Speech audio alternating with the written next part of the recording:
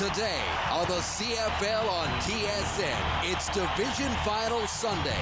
4 teams with 4 different stories. Nobody gave us a chance. All the experts didn't give us a chance. Nobody gave us a chance, and we came out here and won it. The Argonauts look to confound the critics one more time and prove they belong amongst the league's elite. Calvillo goes deep. Has a man. Oh, what a catch! And a touchdown! The defending Grey Cup champion Alouettes will ask Anthony Calvillo to once again lead them to championship glory and an 8th Eastern Division title in the last 11 seasons.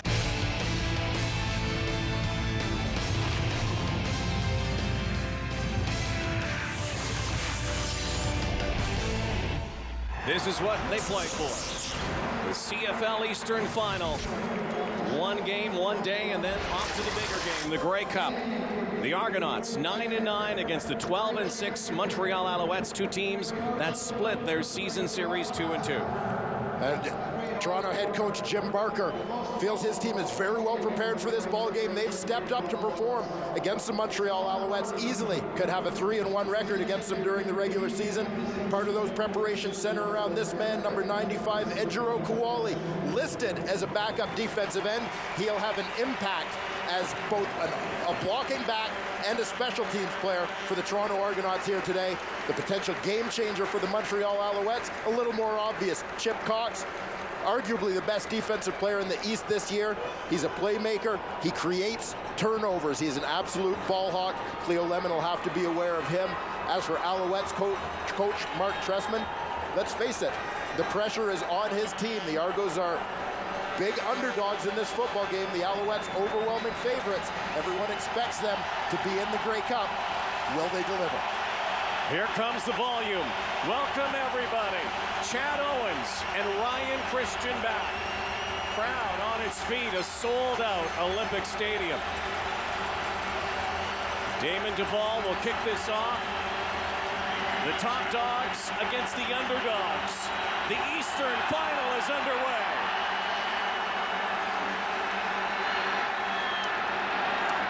And it's Ryan Christian. Hurt late in the season, missed some games, back in the lineup. And here comes Cleo Lemon, fresh off his first playoff victory as a CFL quarterback. And the deal for Cleo Lemon is that he doesn't have to win this football game all by himself. He just better not lose it. He's got to avoid the turnovers. His number 1 weapon, Corey Boyd, looks to break through against the Alouettes here today. The receiving corps, Spencer Watt, 2 touchdowns in the season finale against Montreal. Left tackle Rob Murphy has to hold down the O-line. Expect to see a lot of number 3 for the Toronto Argonauts, Corey Boyd. Swallowed up quickly. Second in the CFL in rushing this season, Corey Boyd, as we take a look at the defense, the vaunted defense of the Montreal Alouettes. And their sack leader, John Bowman, off the edge, someone the Argos are going to have to be aware of. He had a dozen sacks this season. We mentioned Chip Cox, the ball hawk, wherever that ball is, number 11 will soon follow. Keep an eye on DeAndre Dix. He's the wide side corner. The Argos may test him a little bit out there today. First second down situation for the Argos. They decide to keep it on the ground. But we go nowhere. And a quick 2 and out for the Toronto Argonauts. Well, it's not the start you want offensively. If you're Toronto, you want to generate first downs and get some momentum. But what they did do is send a message that they want to play physical football, and they're going to commit to the run. Corey Boyd is their number 1 weapon. They don't want to let Montreal dictate that they keep the ball out of Boyd's hands. Number 3 for the Argos, number 3 for the Alouettes is going to be a key as well. Tim Maypray. The last 2 Eastern Finals, the last couple of seasons, Larry Taylor has been the dynamic returner for the Alouettes. He's not with them. It comes down to Tim Maypray, who took 2 missed field goals back this season for touchdowns. They set up the return. Noel Prefontaine with a booming kick inside the 30-yard line. Maypray trying to find some blocking room. Brings it near the 40-yard line, bringing up a guy who is going to be the CFL's all-time passing leader in so many categories next season, Anthony Calvillo.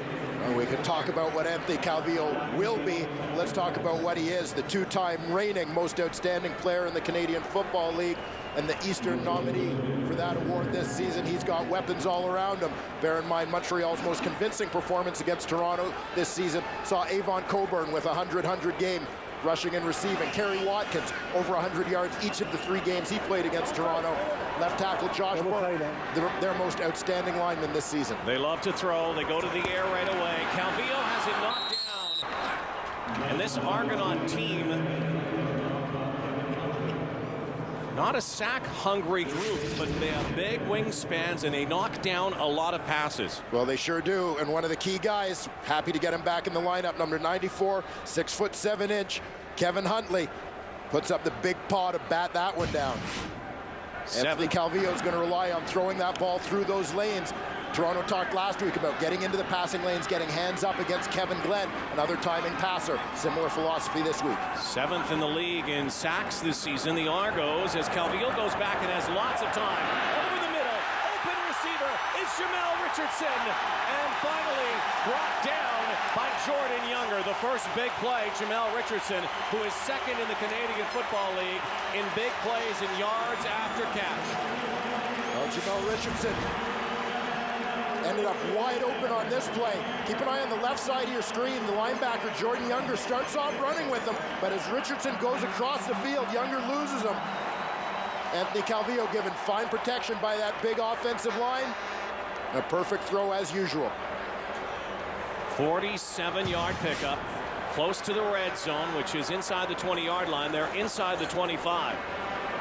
This is a team, when it gets to the red zone, as proficient as any in the CFL. Calvillo, time again. This time brought down by Ronald Flemings.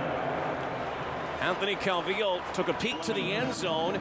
Looked like he might be able to dodge the sack, but did not. Ronald Flemings has been an absolute monster for the Toronto Argonauts in the second half of this season. During a time when Adriano Belli was out, Kevin Huntley was playing hurt. Flemings became the clear leader of that defensive line. You look at the first half of the year, 20 tackles, 1 sack. Last 9 games down the stretch, Flemings arguably the best D lineman in the league during that time. 7 sacks, 33 tackles. Right and left. 2nd down, 13 yards to go. Calvillo now, flushed out of the pocket. Just gets back near the original line of scrimmage, so that will bring out the kick team. Damon Duvall. Anthony Calvillo, the one big completion to Jamel Richardson, but that's it, and the best the Owls will do is 3. The Toronto team shows the resiliency that's been a key to their success all season long. Not panicking after giving up the big play to Richardson, but responding with the sack followed by the quick stop, forcing the field goal situation. Kick for Damon Duvall, of course, last year, the game-winning field goal. Last November at the Grey Cup game. Ben Cahoon with a hold. This from the 33-yard line. The kick is up, and the Montreal Alouettes draw first blood in the CFL East Division Final.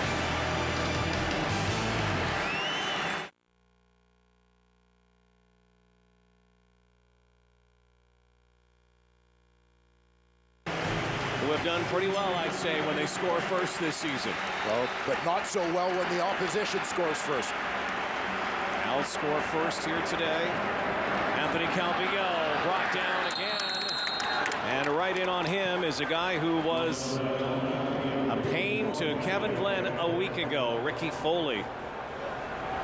Well, Ricky Foley was the man who had the hit that took Kevin Glenn out of the game last week. He's coming from the right defensive end position. Mid-season edition has that great pursuit speed, as you see from the backside of the play. Very important that the Alouettes maintain those blocks with guys like Ricky Foley and Ronald Flemings. You can't just expect to ride them by. 2nd and 10. Calvillo zips one out. Has a receiver, and it's Kerry Watkins. Alouettes missed Kerry Watkins late in the season when he was out a few games and banged up. Perennial 1,000-yard receiver hauls this one in, his first catch of the ball game. Well, Kerry Watkins fights off the defensive back Willie Pyle on this play, uses his body to shield it. Kerry Watkins, one of the best technical receivers in the Canadian Football League as well, a terrific route runner.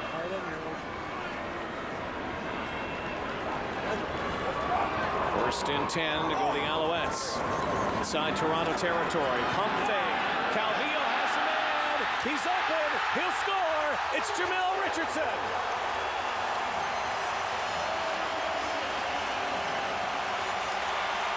How easy was that? Well, the Alouettes have had a couple of big plays to Richardson here in the first quarter. Both of them coming with little resistance from the Argonauts.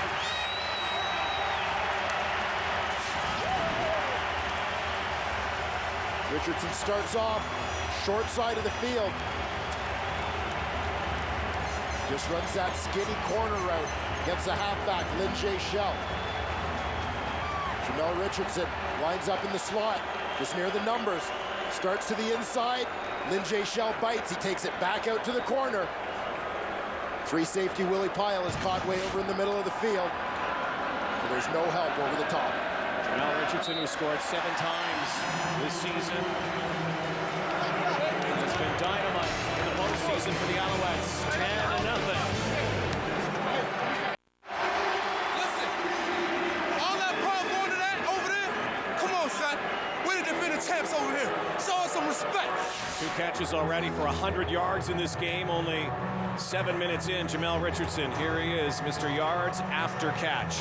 You see that number at the bottom. 41% of his receiving yards come after he catches the football. It's easy to get the yak yards when you're behind everybody. Yeah, there was no one around him. Jamel Richardson, who scored the first touchdown a year ago against the BC Lions when the Alouettes demolished them in this same game, the Eastern Final. Once again, Ryan Christian following some blocks. And finally knocked down. Ryan Christian taking the return. No Chad Owens yet. Let's go down to Sarah Orleski on the sideline. The Toronto Argonauts have been underdogs all season, and while head coach Jim Barker will tell you that there hasn't been talk of the us versus the world philosophy in the locker room, players will say it's certainly something that they've fed off of that idea throughout this season. They like the role of the underdog. It is an us versus them, fit in or get out sort of mentality. They bought into Barker's team-first mentality. Willie Pyle said to the guys, we got one shot to make it right. Down 10-0 right now. The hill to the Grey Cup just got that much steeper. It certainly did. Thank you, Sarah. And Corey Boyd bashing again, the human battering ram. Corey Boyd, all the success he had this season in the 3 games against the Alouettes, did not accumulate a 100-yard rushing game. They did a good job containing him, the Owls did. Jim Barker has made this team believe. You better believe against the Montreal Alouettes, because when they do this at home, it is not only a hill, it's a mountain. Well, it sure is, but the Toronto Argonauts have never shown an ounce of quit all season long. Certainly they're not going to start in the Eastern Final. Second and short yardage. Lemon decides to throw and is dropped.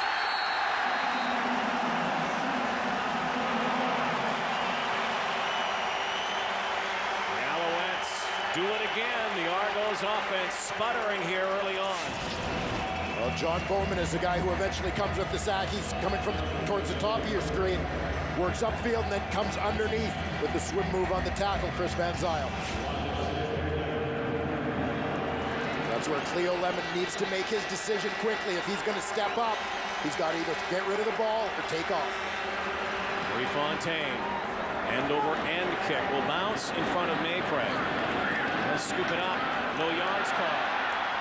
Finds a seam to Maypray. Sprinting now. Forget about it. He will not be caught. He will score.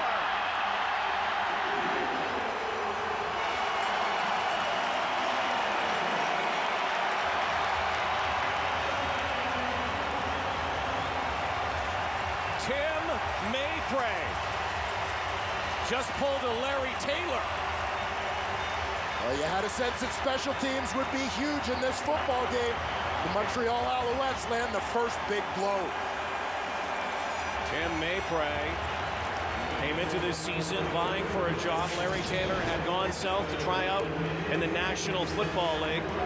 Then came back later, and Tim Maypray, and you can see the Argos not doing a very good job of containing or tackling. He was virtually untouched. Maypray's 3rd touchdown return, 2 missed field goals, and that, the punt return, an 85-yard gallop.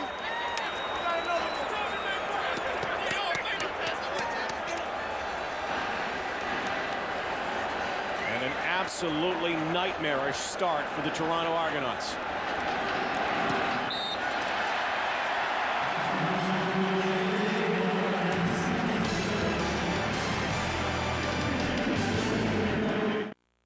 Duvall hunts this away now to Chad Owens. Will angle it, the former Alouette now. Nowhere to go, spinning backwards. Chad Owens, Eastern Division Special Teams Player of the Year.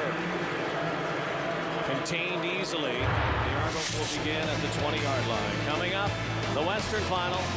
Pulled Calgary, the Stampeders.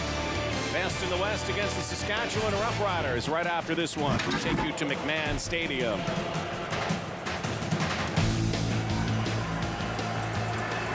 Leon Coburn got back to his roots a little bit.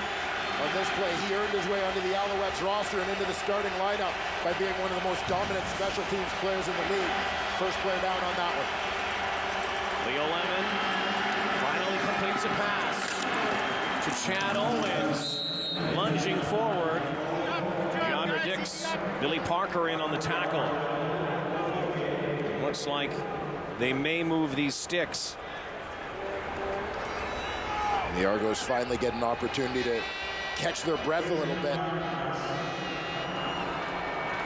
Just get some rhythm right now. Anything, just a short pass, knowing that, you know, they've been snuffed up so easily by the Alouettes so far. Well, you know you're not going to get a ton of time when you're Cleo Lemon playing against this front seven. That's exactly what they need, are some quick hitters. First down now. Corey Boyd behind blocking, again smothered. Minimal pickup for the Argo running back. First year in the CFL. It's truly been a revelation to the Argos, an all-star this year. Where would they be offensively? I think their offense hasn't been able to do much. Where would they be without Corey Boyd? Well, completely lost, to say the least. Now as they establish this run game, this is where the Argos need to avoid getting predictable on first down. Nothing wrong with a little play action on first down. Here's the trouble spot. Second down conversion. Lemon quickly. Jermaine Copeland to midfield. Well, Jermaine Copeland, exactly as he did in Hamilton a week ago, comes up with catches when the Argos need him as they fight their way out of their own territory. It was Copeland who had two big first down providing catches late in that ball game when it appeared the Argos were pinned deep in their own end. A big part of that clinching drive for the Argonauts. Which was their best drive all season long. It ate up the clock last week in Hamilton, paved their way to victory, and Copeland was Mr. Clutch. Longest completion of the playoffs so far, that last pass to Jermaine Copeland, 21 yards. Play action now, Lemon has lots of running room if he wants it. He takes it. Here comes Matthew Crew. And Cleo Lemon steps out near the 48-yard line. Nice execution there by the Toronto Argonauts. Getting the misdirection, tire flow going to the right. Cleo Lemon was wide open going back the other way. This was last week, and this was one of the biggest catches of the season. 2nd and 8. Jermaine Copeland keeps the drive alive, and then later laying out. Jermaine Copeland, a former Grey Cup champion here in Montreal and in Calgary. First year in Toronto. Dislocated his elbow earlier in the season against these Alouettes. Second short yardage, Corey Boyd, left side, plowing his way. Oh my! Corey Boyd pastes Diamond Ferry. Usually, that's linebacker doing that to a running back. That was running back doing that to a linebacker. Well, this is classic Corey Boyd. Throw this one on the highlight film. He gives you a little bit of everything here. Magical cut in the backfield. Fights off a tackle here with a little straight arm, and then boom! Oh.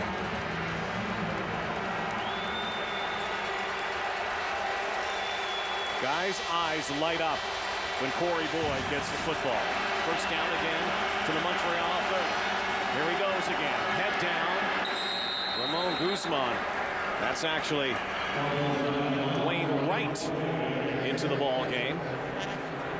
Corey Boyd taking a rest on the sideline. Dwayne Wright has also helped out late in the season. Out of Fresno State. Cut a couple of times this year in Philadelphia and Pittsburgh in the NFL. Played in the UFL for the Hartford Colonials.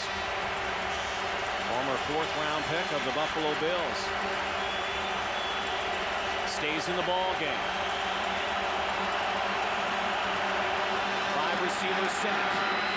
And again another, and it's a fumble.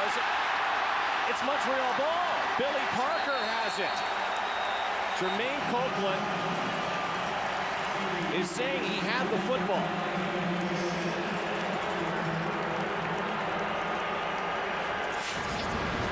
Copeland's trying to sell that he had possession of the football when they went down, and the play should be over. It looked like it might have been stripped. Parker looked like he pulled it out before they went down, before Copeland was down. There's the catch, but watch Parker pull the ball out here. He's got the ball out, and Parker's got possession of it before Copeland's down. It hit the ground, It hits the ground, though. It hit the ground. That's going to be ruled incomplete. That happened too quickly to be ruled a catch and a fumble. Ruling on the field, Montreal's ball. All right, so you're going to see a challenge flag coming, I'm sure. And it's on the field. Jim Barker not hesitating, and certainly hearing word from upstairs. His coaching staff and spotters seeing the replay. Well, the way Glenn Johnson worded that, the ruling on the field kind of suggests he knew that yellow flag was soon going to follow. So again, they'll chat with CFL Command back in Toronto. Looking at it on a variety of angles, and I don't think it's going to take very long.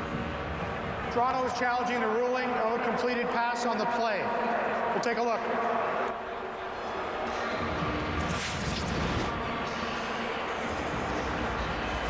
And we'll get another look. Copeland makes the catch.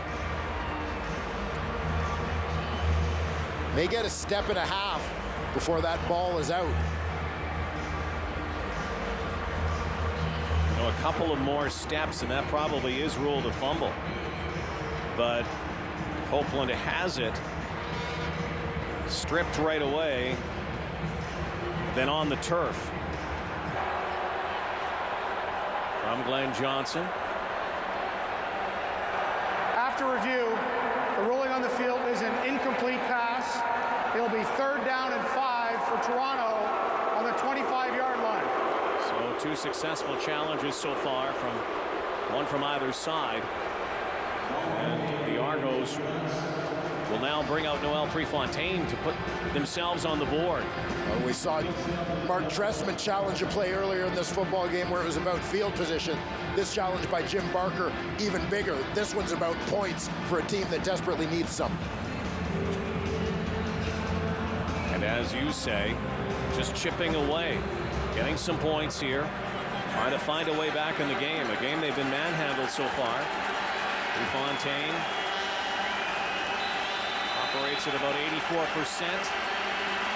This from the 32. Kick is up. And it's good. The Argos finally on the board with 10.5 minutes to go before halftime, down 17-3. Argos get on the board, still down by 2 converted touchdowns. Grant Shaw will kick this off. He's got a big leg. Line drive down to Tim Maypray. Lunges ahead near the 30-yard line. And Anthony Calvillo has certainly been able to march the football against this Argo defense so far. It's going to be up to this defense to just hang on. Try and get the offense through the rest of this first half. Give them a chance to try and chip away at this lead. 3 passes complete, but 2 of them went for 100 yards, both to Jamel Richardson. Have not seen Mr. Reliable yet for the Alouettes. Ben Cahoon, always a part of their offense. Quick hitter, the quick release of Anthony Calvillo. Richardson again.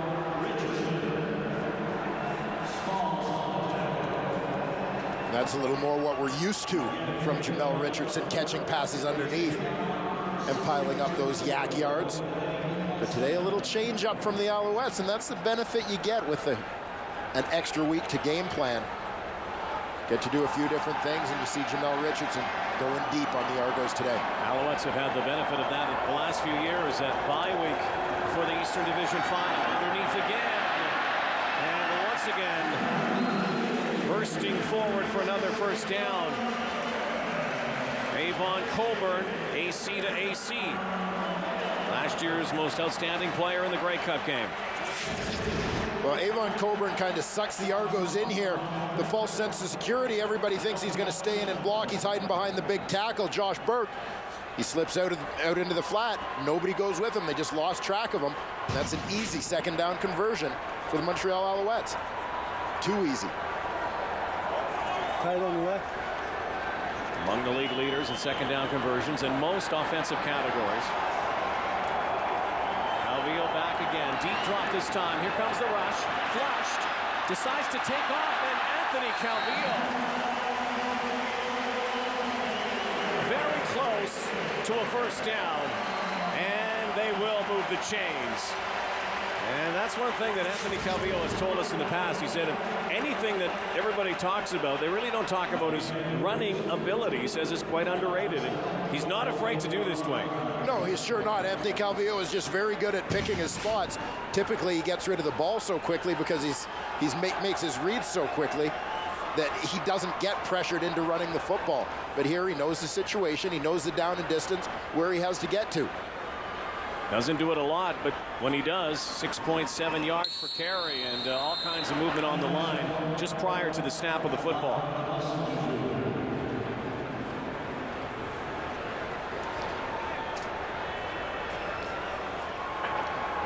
Procedure, Montreal, number 54, 5-yard penalty, repeat first down. Goes against the right tackle, Jeff Parrott.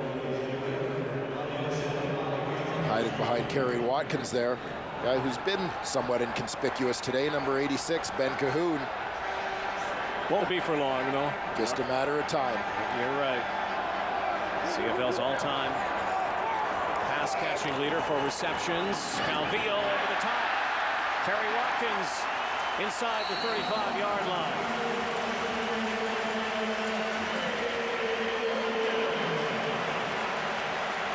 After that solid drive by the Toronto Argonauts that culminated in their first points of the football game, the Montreal Alouettes have responded quickly.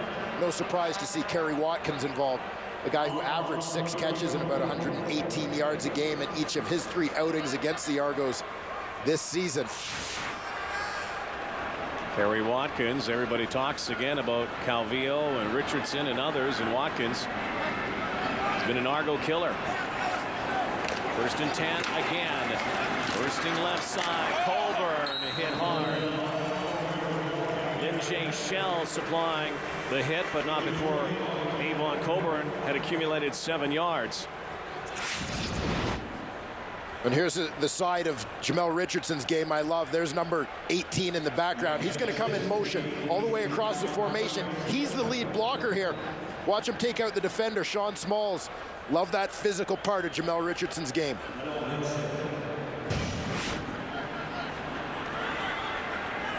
Just over 6.5 minutes to go before halftime. Alouettes marching again. Colburn again. First down, Alouettes. Into the red zone they go. You talk about a balanced offense here. That's what the Montreal Alouettes are all about. They do it on the ground, they do it on the air, they get everybody involved. And they seem to go to the run game in bunches. We saw at the end of the first quarter a string of after throwing the football, 4 consecutive runs. Here we've seen a couple runs in a row. Wouldn't surprise me a bit to see Colburn get one more here. Alouettes in the red zone. Play action, a little pitch now. Outside is Bratton. Inside the 10 and even more. After the late hit, unnecessary roughness as they knock Bratton into the signage. Takes out one of our TSN signs. Well, and Anthony Calvillo had the Toronto Argonauts thinking the exact same thing I was, that it was going to be another run, and they took advantage here.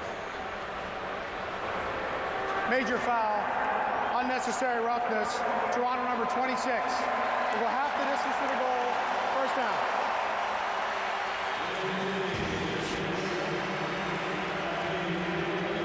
4-yard line, first and goal. The Alouettes rolling. And unnecessary roughness penalties this season. The Argonauts, the most disciplined team in the Canadian Football League, cut down their penalties in half this year. Montreal, the most penalized team. Calvillo, little hitch. There's Cahoon. Down to the 1-yard line. It's a milestone year for Ben Cahoon. Broke the record of Terry Vaughn. And a lot of people wondering how much playing time is left in that body of Ben Cahoon. He's done so much through the years. Most outstanding Canadian twice. Most outstanding Canadian in the Grey Cup last year. Former first-round pick of the Alouettes in '98. Adrian McPherson comes in, short yardage, second and goal. Now shotgun, and still runs in for the touchdown. And the Alouettes putting the pedal to the metal here.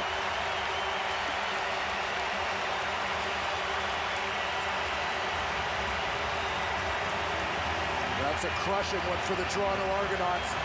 They finally got back into this football game a little bit. Love the play call from Scott Milanovich and the Alouettes. Something new, something creative. We talk about it all the time in goal line situations in this league. You've got to be creative. The Alouettes do it, lining up in shotgun, and then with McPherson just hitting it. The ball to supply the point after. 10 plays, 79 yards, another touchdown. The Alouettes, 24-3. Mark Trestman's not happy right now. As we went to break, 2 penalty flags resulted in 2 penalties against the most penalized team in the CFL, the Alouettes.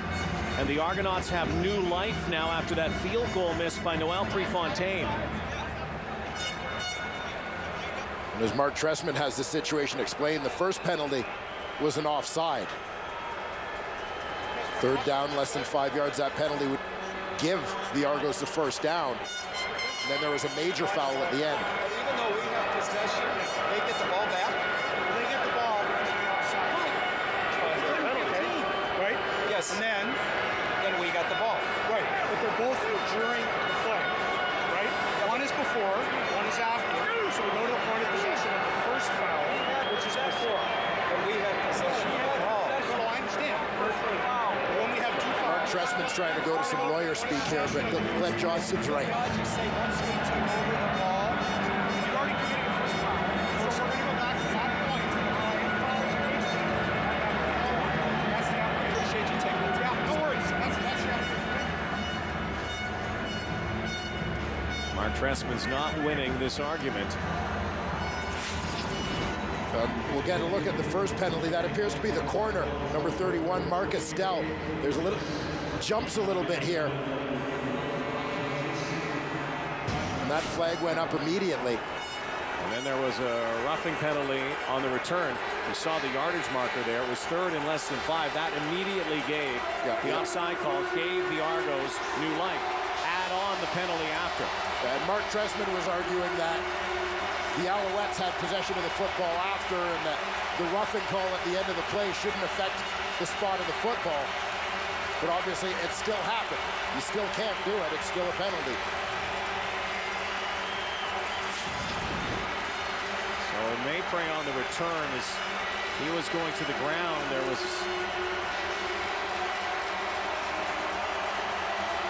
a little shot to the head.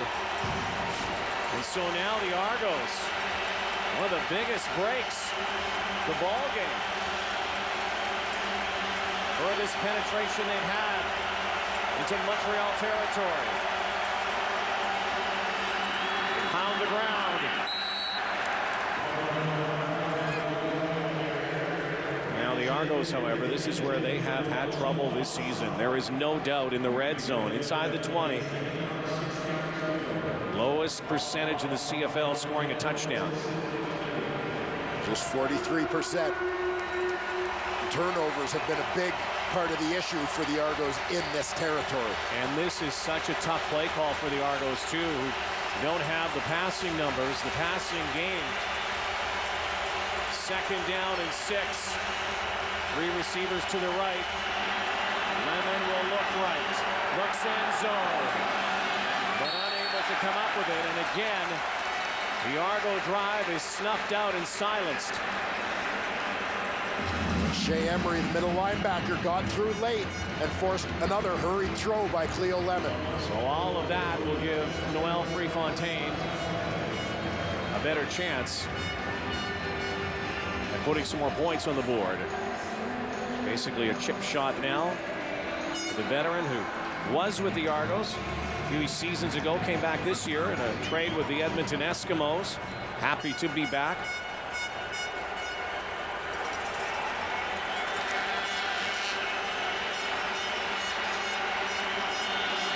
Kick is up and it is good. So the Argos now have 6 points on the board. 2 field goals by Noel Prefontaine. 24-6 Montreal Alouettes. Trying to get to the big game in Edmonton next week. The Grey Cup, and after this one in Calgary, where it is a little chilly today. It's been chilly all week. McMahon Stadium, Stampeders in Saskatchewan Roughriders. And the panel getting ready for our halftime coming up. 2 minutes and 11 seconds. They've been talking about their chattering teeth and their cold toes all week. Suck it up. You can almost hear the violin music, can't you? Come on. Look at. There's a warm. He's not outside freezing. There's a warm. He's here eating beer nuts. There he is. It has been frigid there. Interesting to see how the elements play out today in that second half of our doubleheader. No problem, of course, indoors today at Olympic Stadium. The problem right now for the Toronto Argonauts, the Montreal Alouettes. Play action, Calvillo. Another quick hitter. And another first down.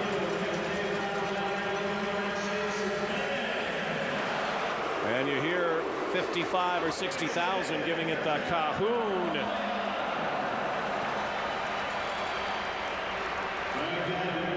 And Cahoon, who says he hasn't made a decision yet whether he's going to come back next year. Anthony Calvillo has said he's coming back and will erase a few more records. Jump to the top in so many categories. Avon Colbert batters up the middle. It almost seems like Calvillo and Cahoon are so entrenched in this city and in the Canadian Football League that, you know, they came in together. They should go out together right off into the sunset, like Butch Cassidy and Sundance, Batman and Robin. And of course, they'll be like that in the Canadian Football Hall of Fame someday. The jerseys even come in a set. They do. 93 seconds to go before halftime. Alouettes not content just running it. They do this time. Trying to get the first down. Penalty flag. Far side of the field. Colbert got another first down.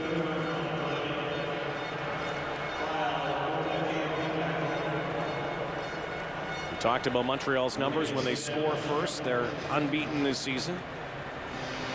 When they have a lead after the first, second, and third quarters, just 1 loss on the year.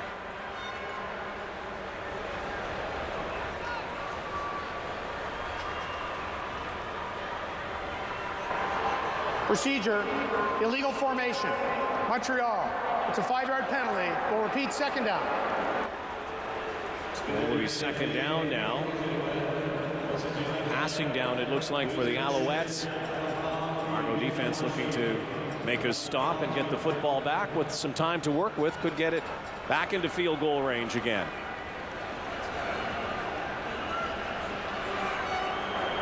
Three down linemen. And This time Kevin Huntley jumped, or was he drawn? It looked to me like one of the Montreal receivers may have jumped out wide to the right side.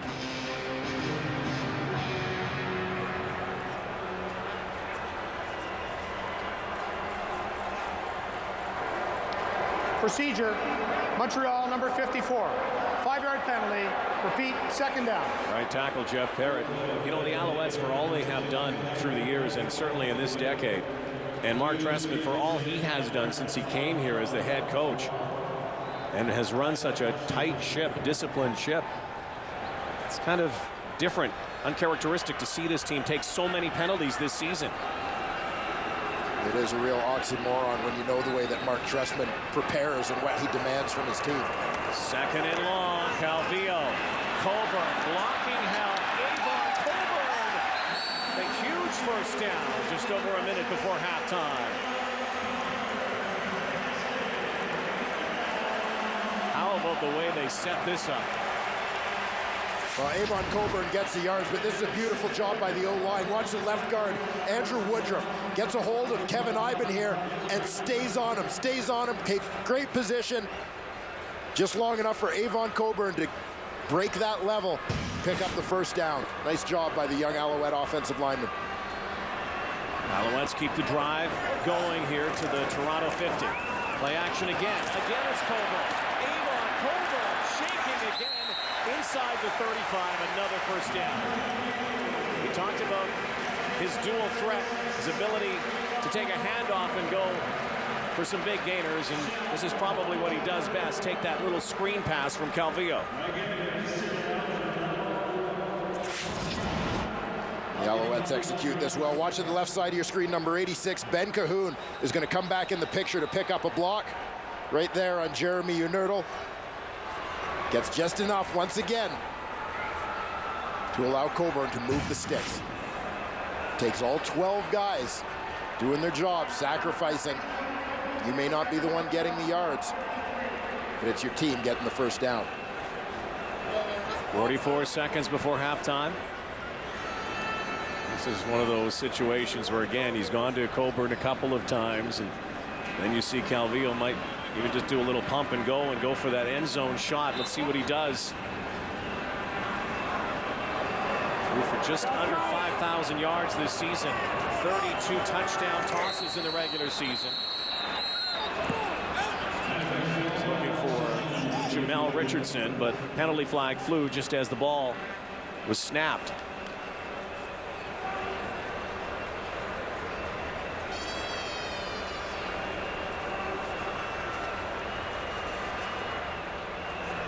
And again, it's going to be against the Alouettes.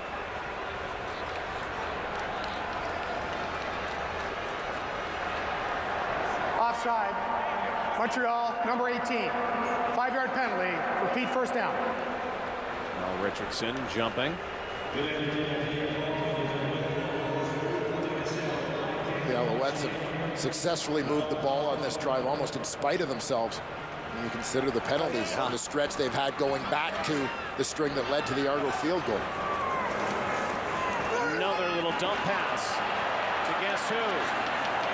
Coburn churning, and then is wrapped up and brought down. Eric Taylor bringing down Avon Coburn. Again, the Alouettes show that tendency to get into trends. We talked about it with the running game. Series of runs to Avon Coburn. Now it's been a series of different screen type passes to Avon Coburn. Expect to get something that's a similar look and then push the ball down the field. Another key second down conversion. The Alouettes have been able to convert them almost at will. Calvillo this time jumps out of the pocket and slides, but he slid a little too early, it looks like. Short of the first down. You say he slid a little bit too early. I'd say at 38 years old with a 24-6 lead, he slid right on time. There he is. Preserving that body. No style points for that slide. No. Well, third down. And the clock ticking down. The Alouettes will take the timeout and bring out Damon Duvall. So many penalties on this drive. It still can result in putting some more points on the board.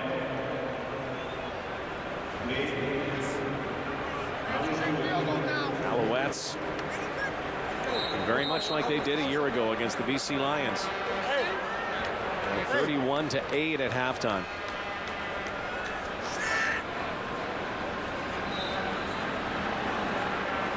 This kick will come from just inside the 35-yard line.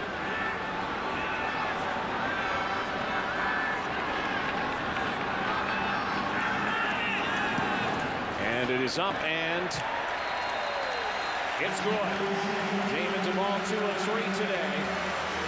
And on the final play of the first half, the Alouettes 30 minutes away from another trip to another Grey Cup, leading large 27-6. In Calgary, McMahon Stadium, Rob Maver, Stampeders getting ready to take on the Saskatchewan Roughriders. We'll send you to Winter Wonderland in Alberta after this ball game.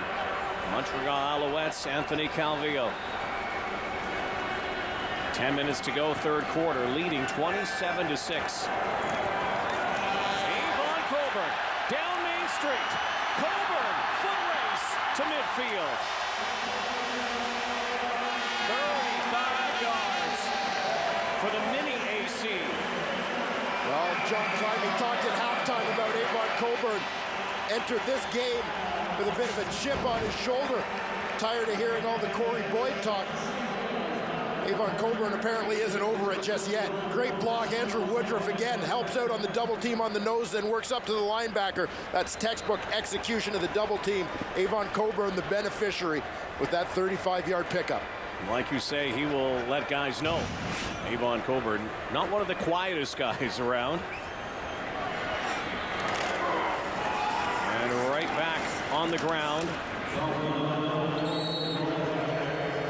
Perhaps that is something that the Argonauts didn't think they would see as much of. They have seen a steady diet of Avon Coburn today. Well, they can't know what to expect from the Montreal Alouettes because they've seen drastically different play calling in all 4 of the games that these teams have played this season. Yeah, a split between the two teams. The Alouettes lost an inconsequential game, last game of the season. One game that the Argos certainly could have won, the kick him in, kick him out game. Gave up a lead to lose, but you're right, 4 very different ball games. This one all Montreal. Calvillo fires. Darren Diedrich. And it looks like the chains will be moving again. Converting second down again are the Alouettes. Well, after back-to-back plays to Avon Coburn, he goes out. Darren Diedrich comes in his place. Same result. How about this pass protection? Mind you, it's easy when it's a 2-man rush.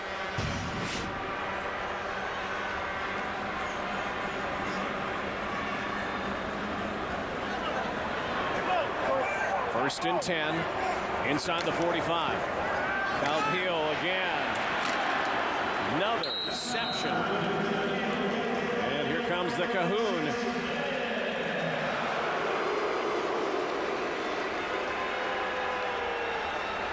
The beloved sports athletes in this town, he and Anthony Calvillo. It will be second and short, so here comes Adrian McPherson.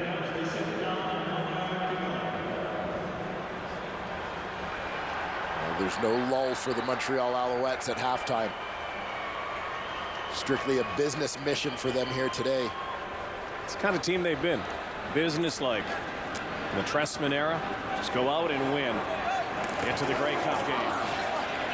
There, Adrian McPherson. Loose ball. Whistle had blown. Willie Pyle was taking off with the football. Rookie Foley wants Jim Barker to throw a challenge flag. Well, Jim Barker's going to wait to hear from his spotters on this one. Willie Pyle rips the ball out of there, but McPherson was already down in the pile.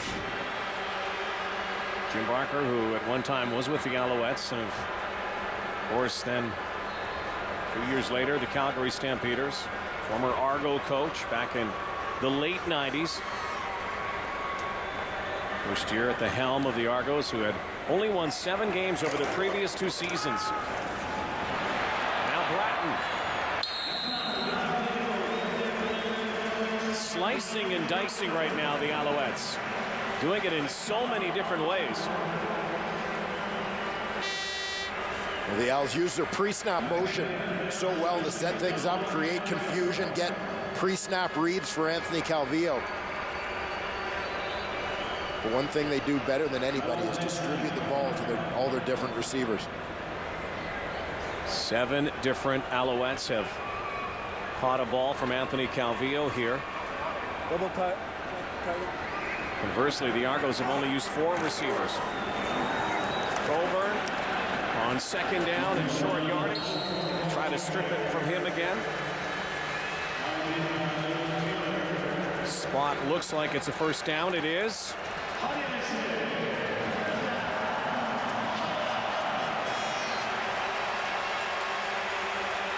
Alouettes have eaten up close to 5 minutes on this drive. You can just sense the Toronto defense starting to wear down. Body language of Jim Barker right there. What do you do?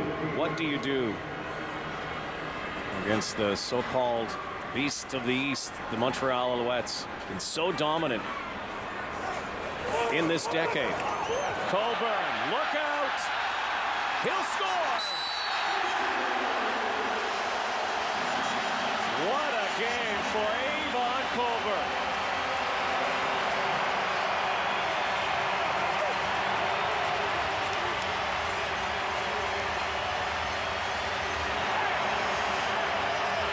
And like the Jamel Richardson touchdown earlier, how easy did they make it look? Well, this is just tremendous execution. Everywhere you see a white jersey, you've got a red jersey blocking them up. Kerry Carter, the fullback, started the celebration about 5 yards out for Avon Colburn. Caps off a 90-yard drive by the Alouettes. Taking it to the Argos now. 34-6. Love you, everybody that's supporting this team. Avon Colburn giving a shout out. RJ Franklin warming up. Better warm up today in Calgary.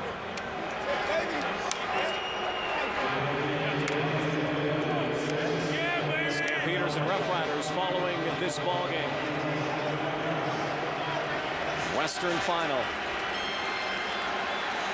Penalty against the Alouettes on that return. Diamond Ferry getting into it and making the catch over the top. Spencer Watt brings it immediately close to the red zone. And now trailing the Alouettes 34-6. It's a good response by the Argos with a nice kickoff return. Follow that up with the completion to Watt. The time's a ticking. Have to find the end zone.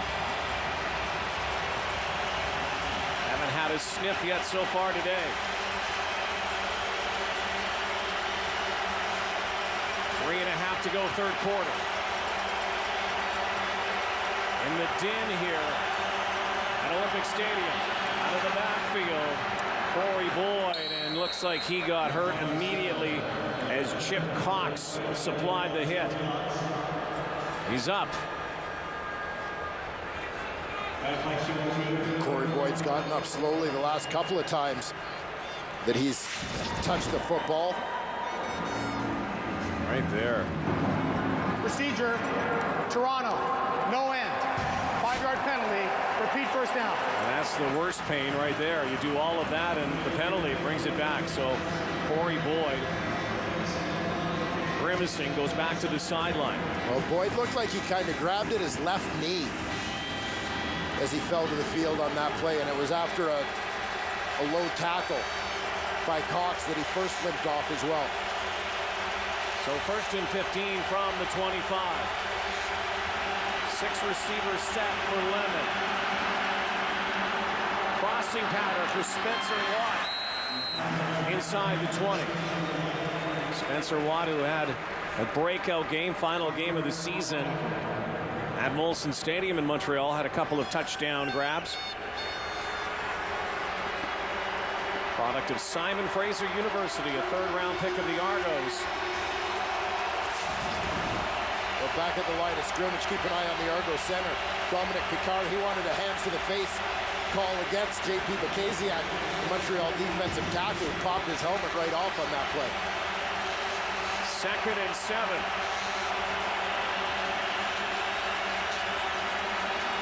Big rush, floater, wobbler. Jermaine Copeland wanted a penalty interference call.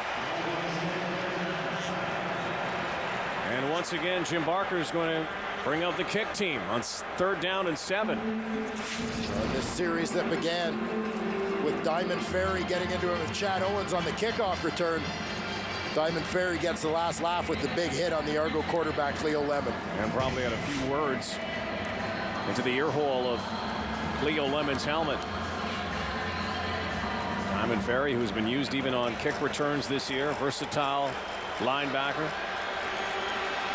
Prefontaine inside the 25-yard line. Kick is up. And so far today, well, Prefontaine has done all the scoring. 3 field goals. That's it to show for the Argos. The big play team is running out of time with 2 minutes to go here in the 3rd.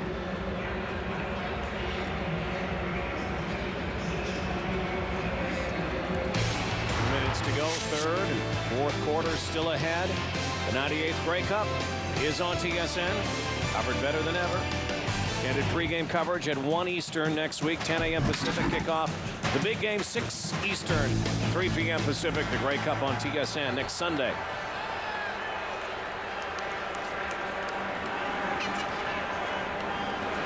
The way it's looking right now, Anthony Calvillo and the Alouettes are going to go back to the big show.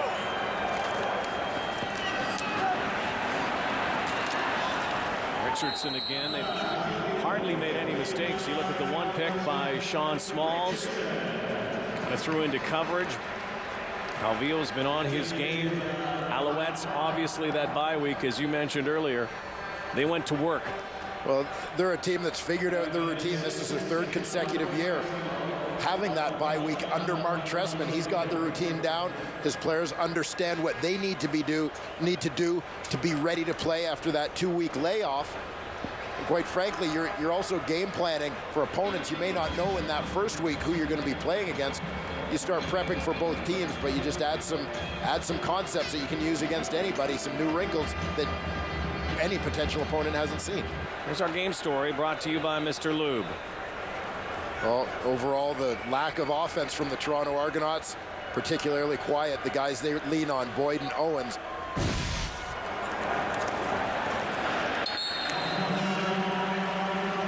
Certainly this guy.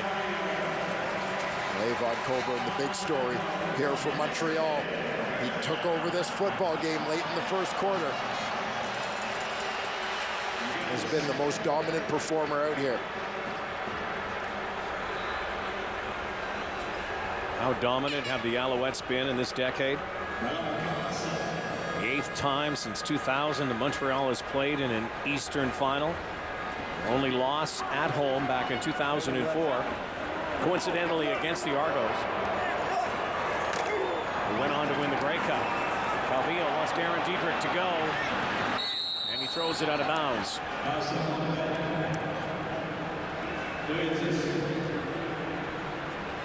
Under a minute now, 3rd quarter. Almost everything has gone right for the Alouettes since the get-go. Big pass to Jamel Richardson for a touchdown.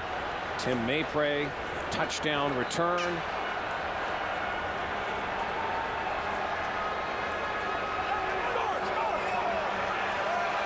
They've continued to sprint away here in this 3rd quarter.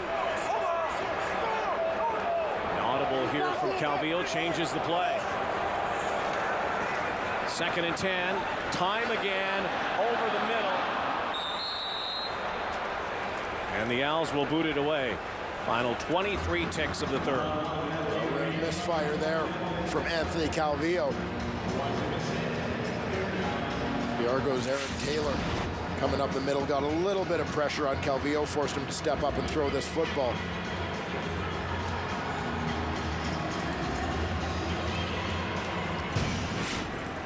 You had a little bit of a sense coming into this football game that close game may favor the Argos. Yeah.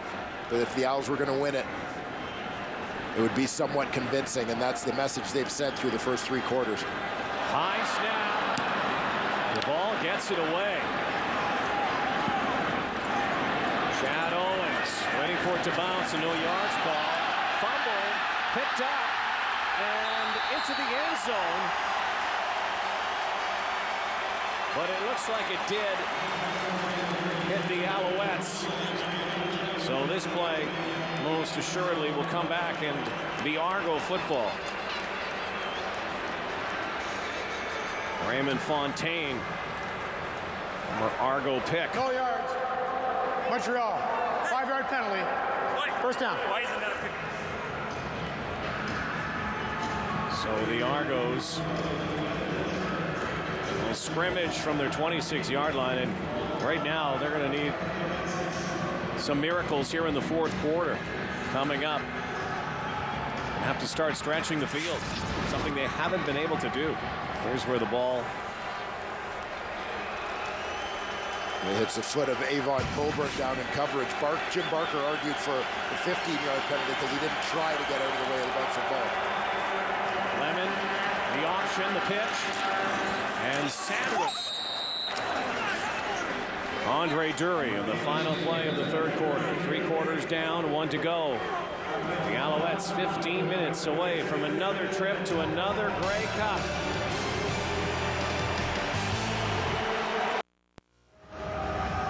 (34-9) is the score for the Montreal Alouettes, who won the East Division in the regular season. 15 minutes away from winning the East Division title and going to the Grey Cup. Numbers brought to you by Tim Hortons, proud sponsor of the CFL.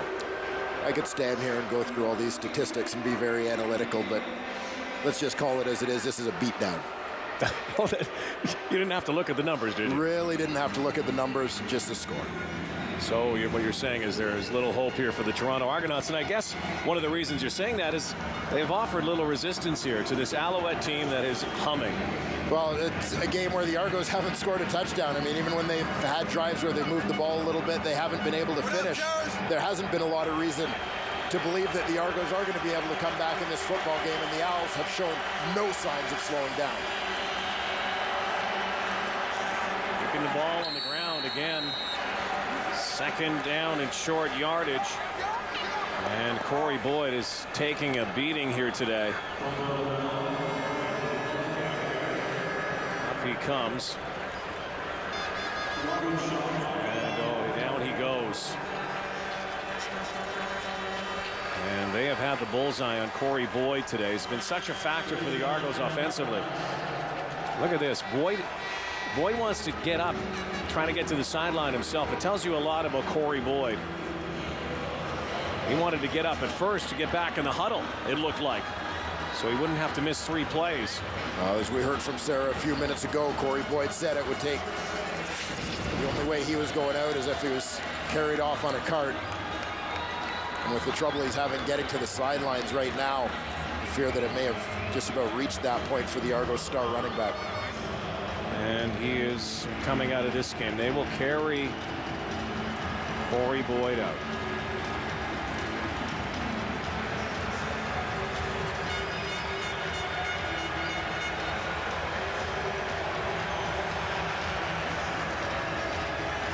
This is a guy who's given everything he's had all season long, and certainly another game, as we've seen all year, where Corey Boyd has left everything he's got out there on the field. You will see that scene play out. As distressing as it is, it tells you a lot about the teammates of Corey Boyd, because he has been the ultimate teammate for them. And in the end, they carry him out. Jermaine Copeland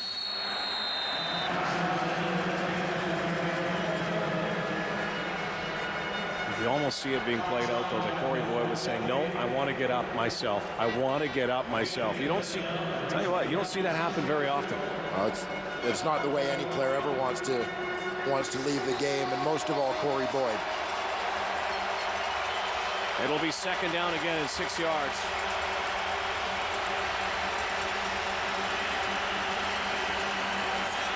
The Argonauts, who have been team improbable over the last few weeks, getting here. Copeland again. And they're going to have to hurry up here. Still lots of time left, but they need a lot of points. I'll say this again about the Toronto Argonauts. Doesn't matter what the score is, and it hasn't mattered the situation all year long. This has never been a team that's had the word quit in its vocabulary. You know, led by their head coach, led by that running back, Corey Boyd. Lemon, and again, Jermaine Copeland. It seems the Argos suddenly inspired, and you think back to a game where one of their leaders, Jermaine Copeland, got injured against Montreal, and it seemed to rally the troops.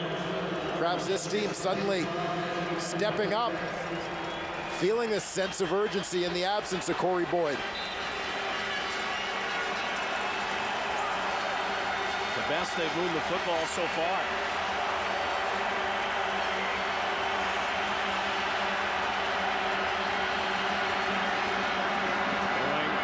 Going to the end zone, and Ryan Christian was looking for a penalty call, did not get it.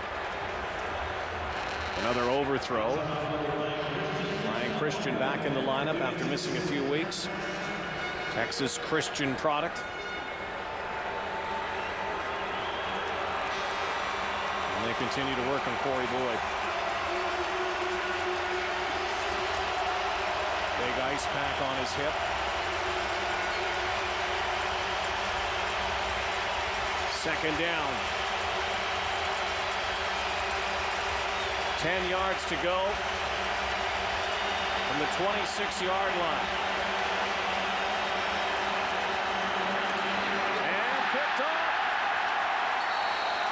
J.P. Bakaziak, who has been a thorn to the Argos offensive line all day. Pounds it home. The nail in the coffin is close.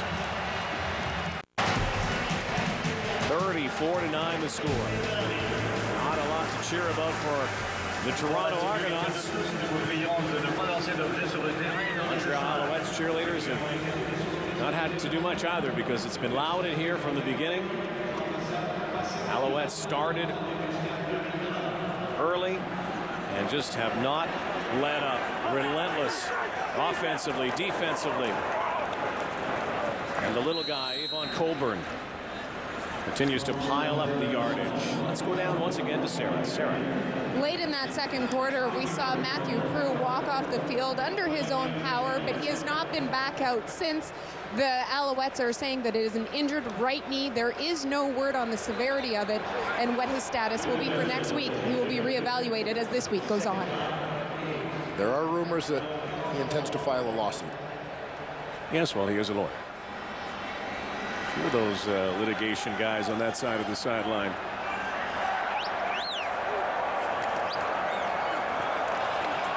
Everything going right for the Owls. Jamel Richardson breaks it outside. He'll score. Touchdown.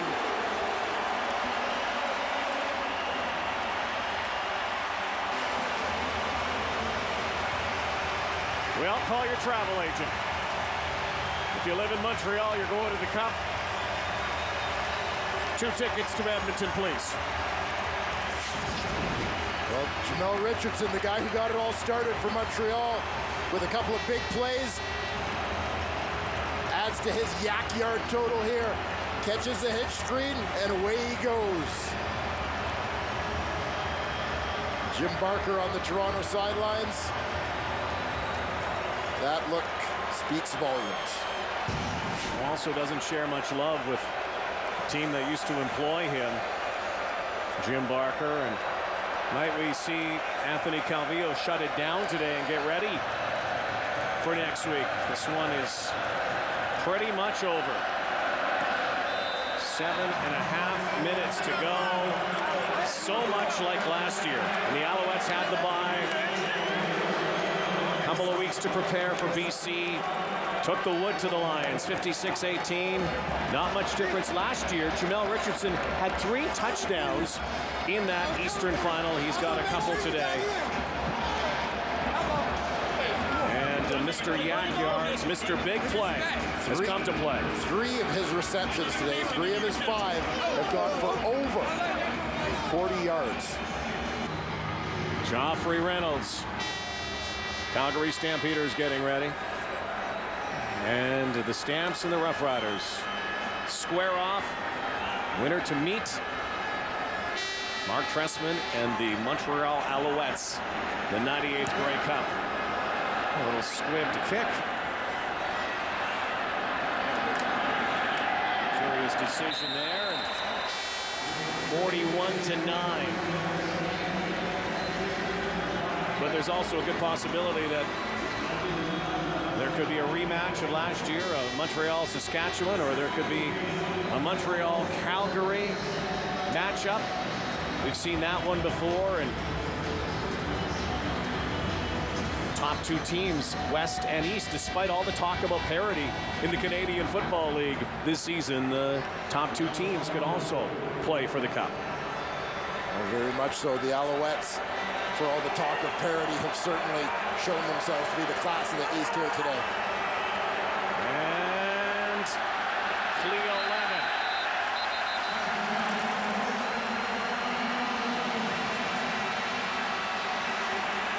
Has been absolutely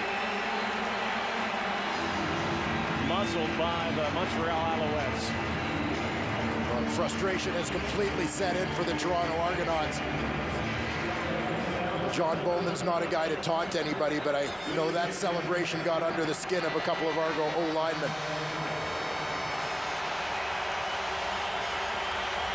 Second down, 21.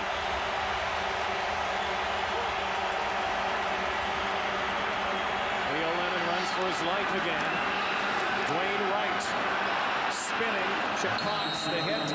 Anwar Stewart from behind the tackle. And just over 6 minutes to go.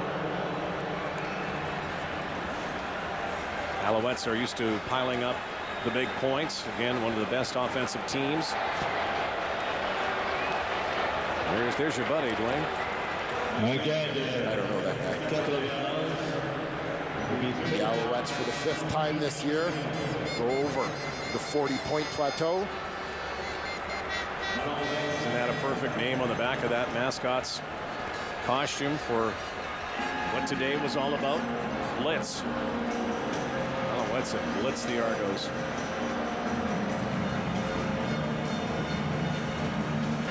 You have to wonder if there will be some consideration at 41-9 with 6 minutes to go of the Owls shutting down Anthony Calvillo to make sure he doesn't join the list of the walking wounded. Well, and it's always a concern. Big talk around these parts about Calvillo playing in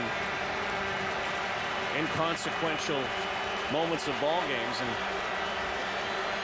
Adrian McPherson's going to come in. It looks like Dalton Bell is going to come in for the Argos as well, and serious mop-up time now.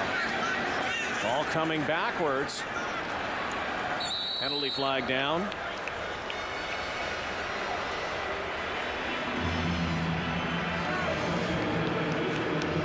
So Anthony Calvillo still working, though. He'll help out Adrian McPherson, who got a few starts this year when Calvillo got banged up. And McPherson will finish up here for the Alouettes. 19 of 26, 334, and guess what's been pretty consistent? Anthony Calvillo slicing and dicing the Toronto Argonauts. Well, the crazy thing is that impressive 19 for 26, 334 yards and a couple touchdowns. First down. That's a slow game for AC versus the Argos this year. Came in averaging over 400 yards a game against Toronto. Had 8 TD passes, just 1 interception in 3 regular season outings.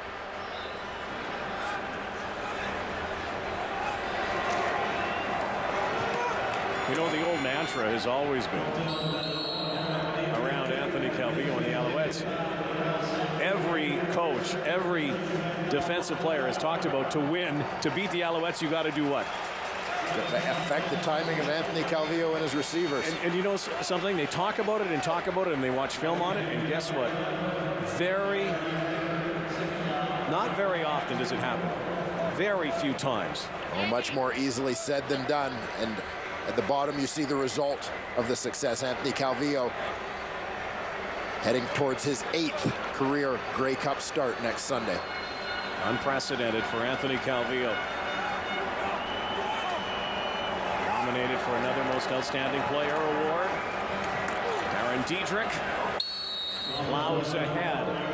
Yeah, everybody talks about how to do it. But one of the things that Calvillo has also had, and he's got that great timing and quick release, is that Jim Popp has been able to assemble a team and players around him that complement Anthony Calvillo perfectly.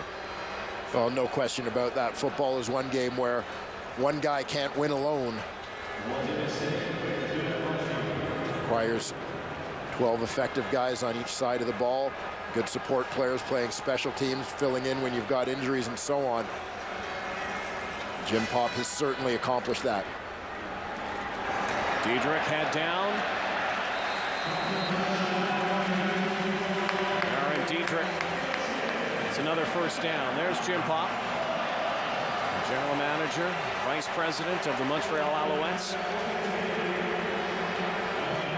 What an architect he has been for this ball club. Well, he sure has. The depth that the Montreal Alouettes have assembled.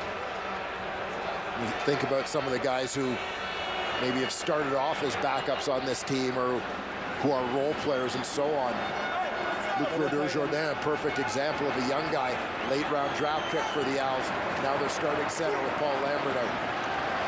Adrian McPherson hands off to Darren Diedrich, and Mark Trestman and the Alouettes choosing to just eat up the clock and run it on the ground. Take the easy path now. Sure nobody else gets hurt on the way to Edmonton.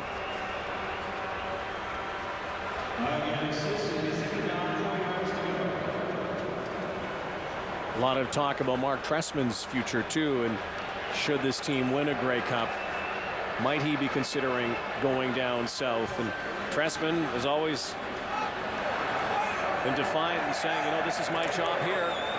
This is what I like. And up the middle, Diedrich down to the 2-yard line. Even the backup running back gets a chance here. That kind of day, that kind of game. 3-minute warning, 3 minutes left to the Alouettes win the East. Saskatchewan's Wes Cates getting ready, and Calgary, Saskatchewan, Calgary coming up. Stampeders, Rough Riders might be an onus on the running game today. It's been cold, of course, the last few days. Weather a factor. We'll send you to McMahon for the Western Final when this one ends in the trophy presentation, which will go to the Alouettes, who sniff the end zone again. McPherson, and not getting into the end zone.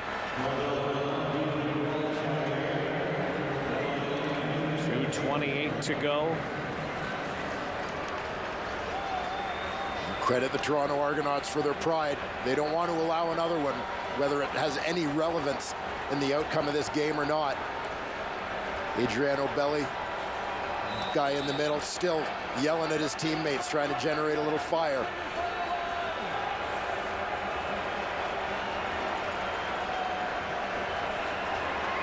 Well, a lot of pride on the line, certainly, but Argos have been beaten down today. Diedrich leaps high, no signal.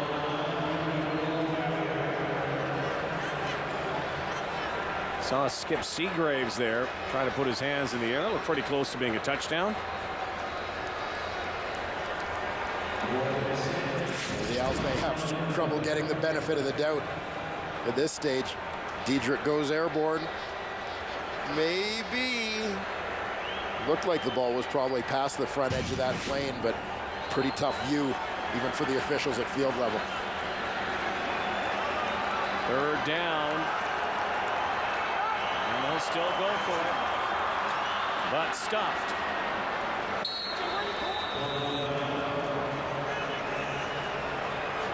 One small victory for the Argos today. It comes so late. Keep an eye on Adriano Belli. You can't turn the emotion off of this guy. Just like it was the first play of the football game. Adriano Belli, one of the veterans, has talked about walking away from the game in the near future. Will he be back? One of the great characters in football. Dalton Bell comes into the ball game.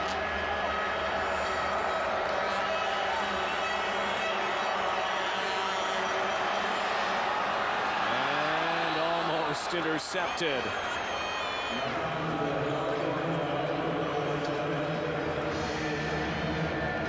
If you went according to race form before this ball game, you looked at the 4 meetings of these two teams and maybe discount that last game again because there were so many B-list players that were playing, and you might have thought, you know, the Argos might have been able to give the Alouettes a better game.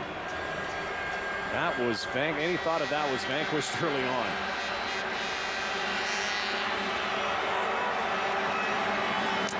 And it is picked off, and a touchdown for Gerald Brown.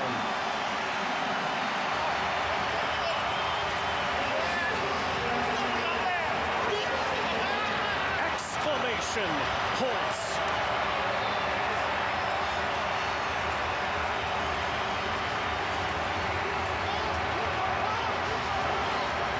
The words of the great Roberto Duran. No mas. No mas. And this is one of those times where you have to throw the white towel in. I think if the Argos threw in a white towel at this point, the Alouettes would wrap up a bar of soap in it and beat them with it. It's been that kind of day. This is a team, the Montreal Alouettes, that has been built for playoff success and to win championships. Bottom line. They've been dominant in regular seasons, but this is when they turn it up. Look at Anthony Calvillo's. Yeah, okay. Been there, done that. Okay. See you at the Grey Cup. Okay. That's the one they play for here in Montreal. Time now for the TSN turning point. And that turning point came very early. Montreal's first possession, they set the tone. Anthony Calvillo goes long to Jamel Richardson, a team that is unbeaten when they scored first. As this play set up an opening field goal. Montreal Alouettes have not looked back. Turning point brought to you by Wendy's Baconator, the official hamburger of the CFL.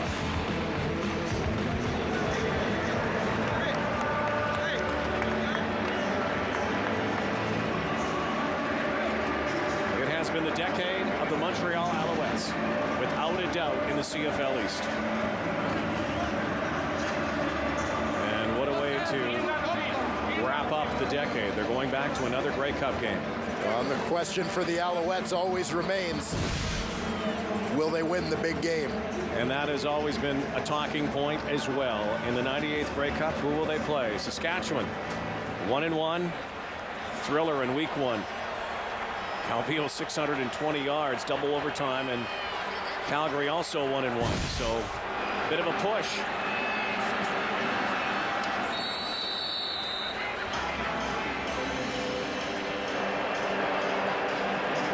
Raymond Duvall squibs one out again.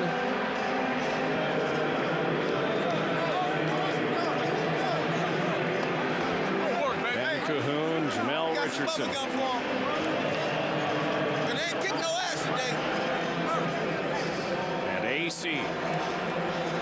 And AC. Avon Coburn, if you didn't catch it with the bubble gum, that was a reference to a quote this week by Adriano Belli, where he joked that the Argos were good at 2 things: chewing bubble gum and kicking butts, and they were all out of bubble gum. Avon Coburn just showed him the bubble gum. Point taken, butts kicked. Mark Trestman avoids the Gatorade shower.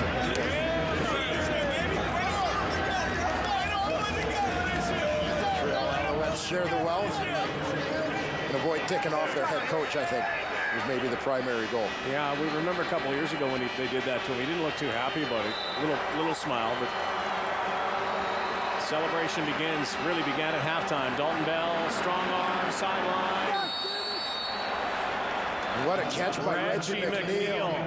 Makes an outstanding catch. I'll say this about the Toronto Argonauts. They've been absolutely destroyed in this football game by the Montreal Alouettes, but they refuse to just lie down and go quietly. The attitude that Jim Barker has instilled in this team from day one still exists in the dying moments of the season. Oh, there they go. They got him. They might get everybody over there. And you know, again, Mark Trestman, they'll celebrate for a little bit. They've been down this road before, and they'll be back at it. Get back to work tomorrow, getting ready for next week. That's the Alouettes way. Bell, dropped by Dury. Back to the Argonauts' big picture now, and obviously, it's a season is successful when you win a Grey Cup, but there has to be some success gleaned from what the Argos did. They absolutely turned around their franchise this year. There's still work to be done, obviously, on the offensive side of the ball for next year. Well, no question. But the biggest step the Argonauts took this year, and it's the first step they had to take, was changing the culture. Every new coach talks about it. Jim Barker did it. Bell to the end zone again. Chad Owens has been a non-factor today. And Jim Barker just saying, go after it here. And last minute of play. What about Cleo Lemon's future as the starting quarterback of this ball club? Well, I think that's to be determined. Cleo Lemon has had his ups and downs this year, and certainly I think one of the most important things for Cleo Lemon is that he won. And not a lot of first-year quarterbacks in the Canadian Football League can say the same thing. It hasn't always been pretty, but Cleo Lemon has won. The numbers aren't good at all, but better numbers than a lot of guys who went on to legendary status. In the end zone. Oh, unbelievable. No catch is what the official is saying. Jermaine Copeland looked like he stretched out and made the catch. I just give it to him. That was so good. Well, whether he stayed in bounds or not. Look at this. That's incredible. That is one of the best catches we've seen, even if it is out of bounds. S.J. Green-like. Look at this.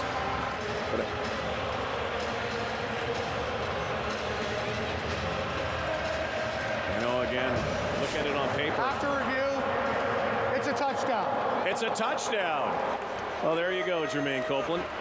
Positive to end the season. And I think that's what Jim Barker had in mind in saying go for it on third down, was the desire to score a touchdown and rain on the Owls parade in that sense. That was a sick catch. Well, that was ridiculous. Is that what the kids say? The kids say that. Yeah, as the kids say, yeah. That was sick. Sick. But that's how the Argos are going to feel after this one, though. And already the hats are out. This is one of the best hats you can make right here. You know what I'm saying? You see, that's a good champion. 210. You want to see my other one? Nah, I ain't gonna give you that one. We ain't done yet. Don't get that messed up, though. We definitely ain't done yet. Anthony Calvillo already posing. You know, Dwayne, before this game, we've done a lot of games this year in the East, and often you look at numbers and statistics and the tail of the tape going in, and how many times did the Argos play against the tail of the tape? You know, you confounded you how they were able to win. They go for a two-point convert, Dwayne Wright, and the Argos still keep playing hard. Chad Owens, the big block there, so they had 2 more. But today, this is a game where the numbers played out. The numbers played out for the Montreal Alouettes. Well, they sure did. The Argos just couldn't come up with the big play that's been part of their success. But watch this block by Chad Owens. Wow. Absolutely launched Paul Walder. Argos aren't laying down here, cruising to the final gun. They're going to go to the onside kick, and Tim Maypray ends up with the football.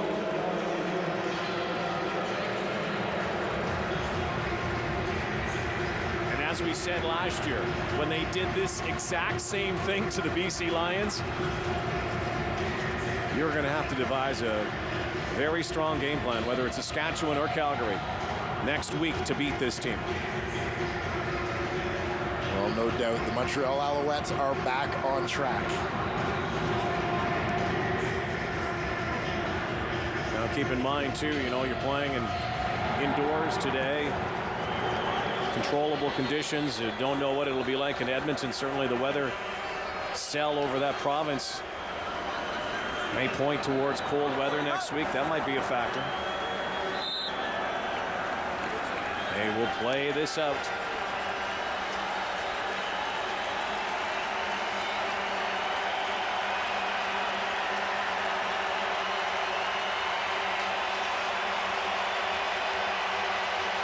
Nearly 60,000 came here today. They came, they cheered, they screamed, and once again their team conquered. Once again, the Montreal Alouettes are going to the Grey Cup.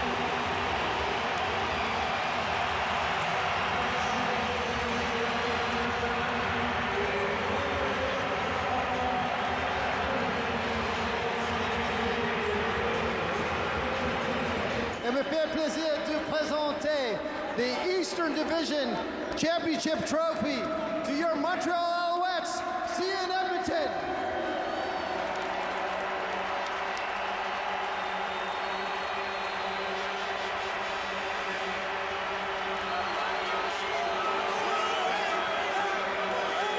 It's a trophy they have owned over the last 10 years. Yes, they have it again, looking for the bigger one next week. Once again, the Alouettes are on their way to another Grey Cup.